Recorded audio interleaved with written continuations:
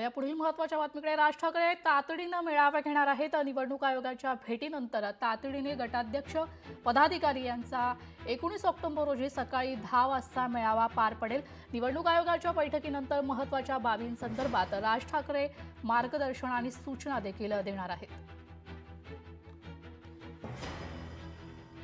आपले प्रतिनिधी भूषण शिंदे आपल्या सोबत फोन लाईनवरून जोडले गेले। तर भूषण, निवडणूक आयोगाच्या भेटीनंतर राज ठाकरे यांनी तातडीने मेळावा आयोजित केलाय, काय अधिकची माहिती?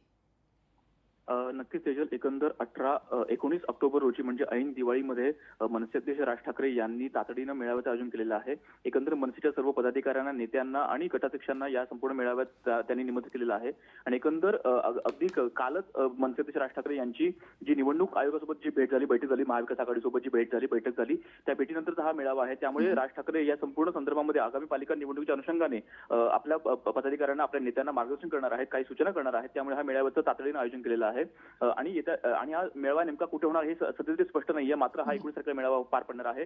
अगदी थोड्याच वेळात मनसेचे नेते अविनाश अभ्यंकर हे देखील पत्रकार परिषद घेणार आहेत, तेव्हा ते या संदर्भात भाष्य करतील। अशा प्रकारे संपूर्ण याचं नियोजन आहे। मात्र हा मेळावा अत्यंत महत्त्वाचा असेल। राज ठाकरे नेमकं काय बोलतात, काय भूमिका मांडतात हे पाहणं अत्यंत महत्त्वाचं असेल।